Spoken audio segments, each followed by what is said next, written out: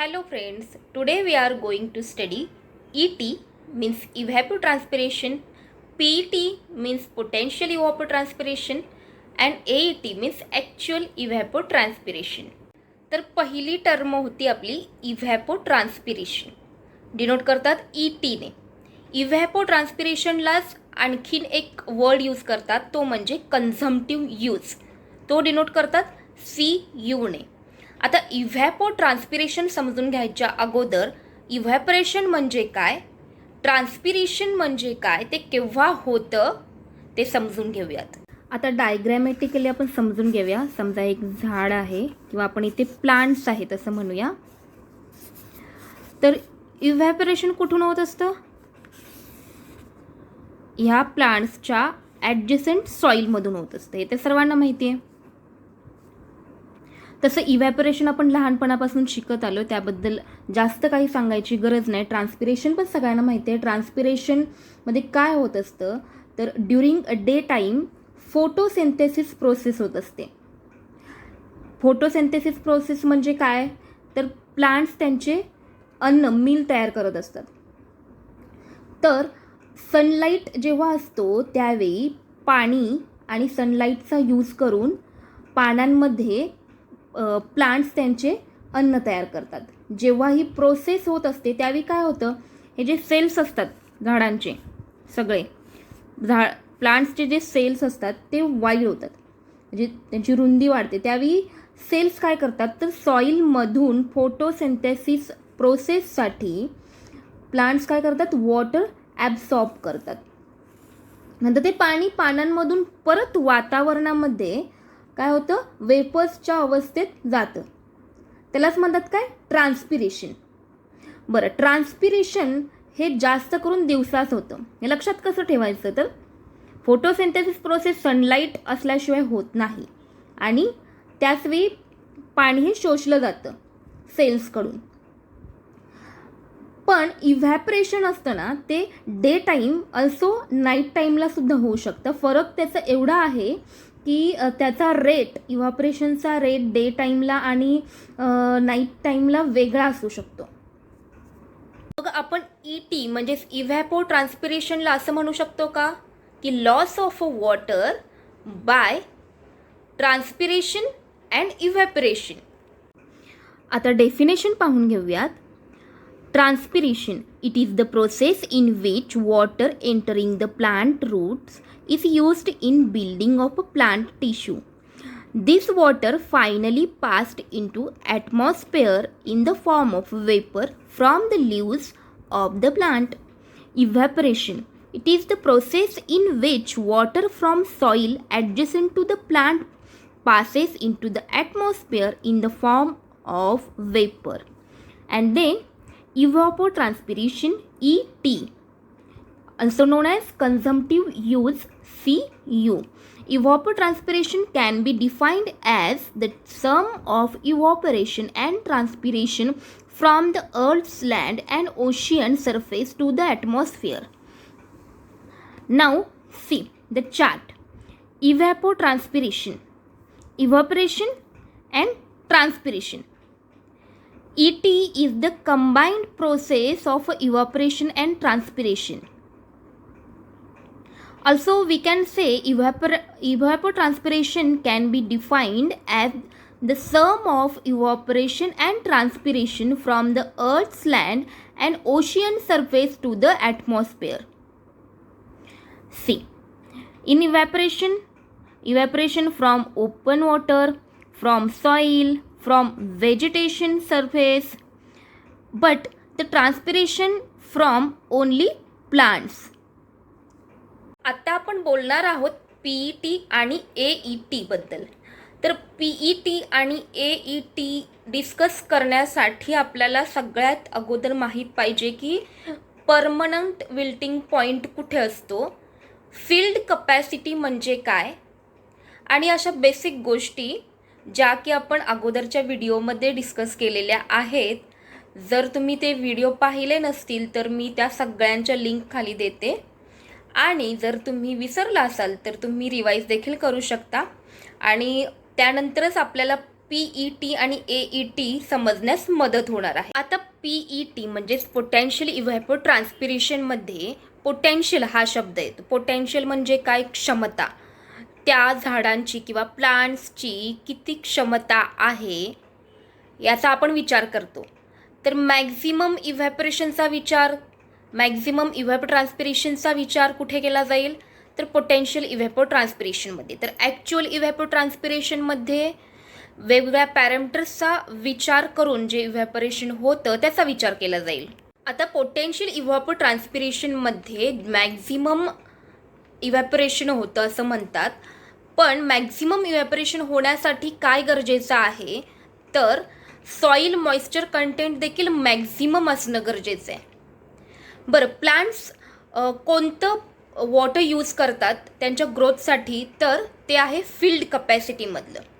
ते कधीही permanent wilting पॉईंटच्या खालील पाणी सक करू शकतच नाहीत. ते आपण सगळं पाहिलेलं आहे, त्यासाठी व्हिडिओ पहा. एक लक्षात ठेवायचं आहे, PET म्हणजेच पोटेन्शियल इव्हॅपोट्रान्सपिरेशन. त्यामुळे फील्ड कपॅसिटी इतकं पाणी जेव्हा असेल त्याचवेळी मॅक्झिमम सॉईल मॉइश्चर कंटेंट असणार आहे. त्याचवेळी पोटेन्शियल इव्हॅपोट्रान्सपिरेशन घडणार आहे. म्हणजे फील्ड कपॅसिटी आलं की पोटेन्शियल इव्हॅपोट्रान्सपिरेशन. परमनंट विल्टिंग पॉईंट आला की ॲक्च्युअल इव्हॅपोट्रान्सपिरेशन. याचाच अर्थ जेव्हा आपण मॅक्झिमम अमाऊंटमध्ये वॉटर सप्लाय करतो, इन्फायनाईट अमाऊंटमध्ये वॉटर सप्लाय करतो, त्यावेळी आपण फील्ड कपॅसिटीपर्यंत वॉटर लेवल नेतो. म्हणजेच PETमध्ये आपल्याला लक्षात ठेवायचे आहेत टर्म्स. एकतर फील्ड कपॅसिटी म्हणजेच मॅक्झिमम इव्हॅपोरेशन कुठे होणार आहे? तर PETमध्ये. कारण त्याचं टर्मच आहे पोटेन्शियल इव्हॅपोट्रान्सपिरेशन. म्हणजेच काय? जेवढी प्लांटची कपॅसिटी आहे तेवढं जर आपण इरिगेशन केलं त्यावेळी घडतं ते म्हणजे PET. आणि प्लांट ग्रोथसाठी जेवढी आवश्यकता आहे, प्लांटची जेवढी कपॅसिटी आहे त्यापेक्षा आपण कमी इरिगेशन केलं त्यावेळी घडतं AET. आपण PET आणि AETचे रिलेशन पाहूयात. आता पहा, फील्ड कपॅसिटीपर्यंत पाणी आहे. एखाद्या पर्टिक्युलर टाईमला फील्ड कपॅसिटीपर्यंत पाणी आहे. त्यावेळी काय होईल?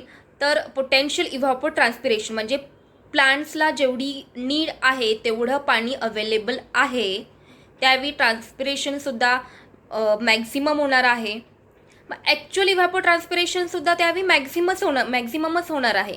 कारण वॉटर लेवल ही परमनंट विल्टिंग पॉईंट किंवा फील्ड कपॅसिटी आणि परमनंट विल्टिंग पॉईंटच्या मध्ये कुठेतरी नाही आहे, तर ती फील्ड कपॅसिटीपर्यंतच आहे.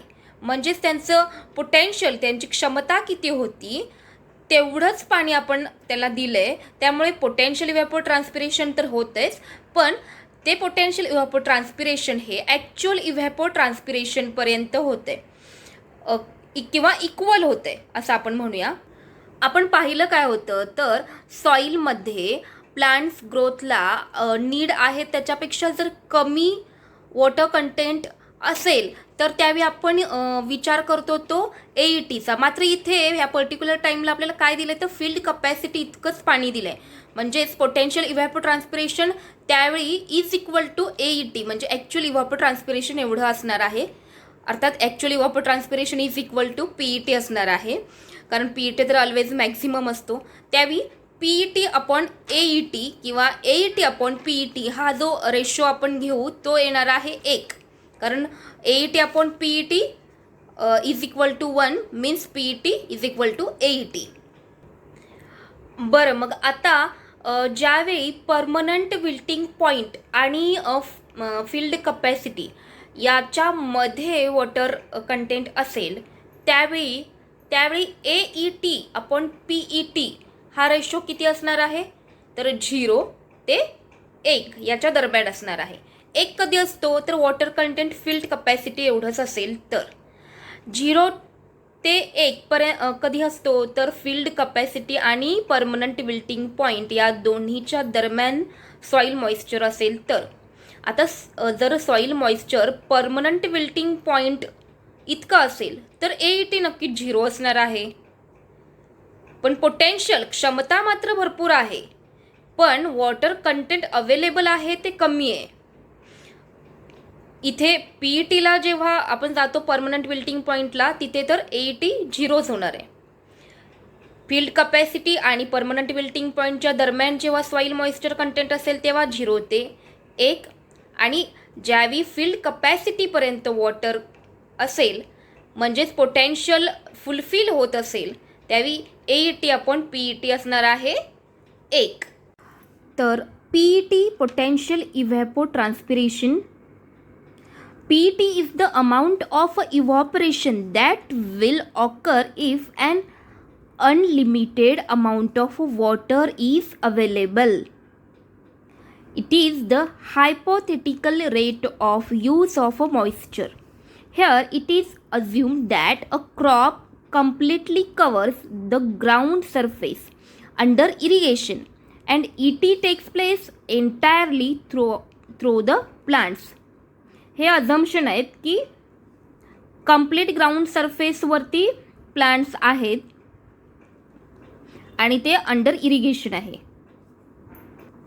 आणि इथे तर पाहिलं आहे की मॅक्झिमम अमाऊंट ऑफ इव्हॅपोरेशन कधी होणार आहे, ज्यावेळी आपण unlimited amount of water supply आपण देऊ. त्याचवेळी ॲक्च्युअल इव्हॅपोट्रान्सपिरेशन काय सांगते, तर AET is the actual evapotranspiration. AET is the actual amount of evaporation that occurs when water is limited. AET is a function of both meteorological factor means climatic factors and factors related with plants and soil. आता हे relation पाहताना जास्त समजून येईल आपल्याला.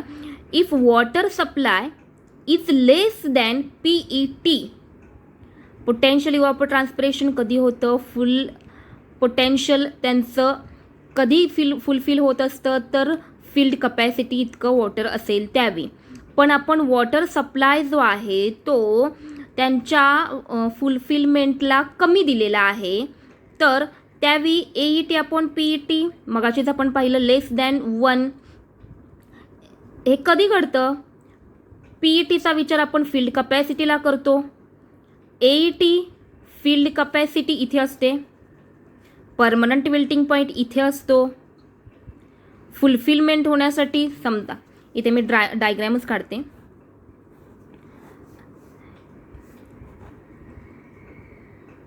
Field capacity समजा इथे route जोड वगैरे सगळं दाखवत बसत नाही आहे मी. इथे परमनंट विल्टिंग पॉईंट घेऊया. प्लांटला तर गरज आहे इथपर्यंतच्या वॉटरची, पण जर एवढं पाणी आपण नाही देऊ शकलो, याच्यापेक्षा कमी दिलं तर काय होतं, ॲक्च्युअल इव्हॅपोट्रान्सपिरेशनचा त्यावेळी विचार करायचा असतो. फील्ड कपॅसिटी म्हणजेच त्यांचं पोटेन्शियल आहे, एवढं पाणी ते करू शकतात. आता इथे त्यांनी सांगितलं की ऑलरेडी त्यांचं पोटेन्शियल आहे ना, त्यापेक्षा आपण कमी पाणी दिले, त्यामुळे समजा आपण इथंपर्यंत एवढ्या लेवलचं पाणी दिलं असं समजूया. मग AET अपॉन PET हा रेशो येणार 1. फॉर क्लेई सॉईल, आता क्ले असणार आहे, चिखल असणार आहे, म्हणजे फील्ड कपॅसिटी एवढं पाणी दिलं तर आपल्याला तिथे चिखल होईल. मग त्यावेळी काय होणार आहे, हा AET सुद्धा इथंपर्यंत जाणार, पोटेन्शियल तर आहेच फील्ड कपॅसिटी इतकं पाणी करण्याचं, त्यामुळे AET upon PET 1. When soil moisture reaches ultimately wilting point म्हणजे परमनंट विल्टिंग पॉईंटला, त्यावेळी AET आपण काय विचार करायचा असतो, तो 0. If supply of water to the plant is not limited means unlimited, soil moisture will be a field capacity. ते सांगते मग आजपासून AET is equal to PET, त्यावेळी काय AET is equal to PET. Video useful वाटला असेल तर नक्की लाईक करा आणि असेच इन्फॉर्मेटिव्ह व्हिडिओ पाहण्यासाठी नक्की सबस्क्राईब करा. आणि तुम्हाला व्हिडिओबद्दल काय वाटतं किंवा इम्प्रूव्हमेंट्स कोणत्या हव्या आहेत तर त्या कमेंट बॉक्समध्ये नक्की टाईप करून सांगू शकता. थँक्यू.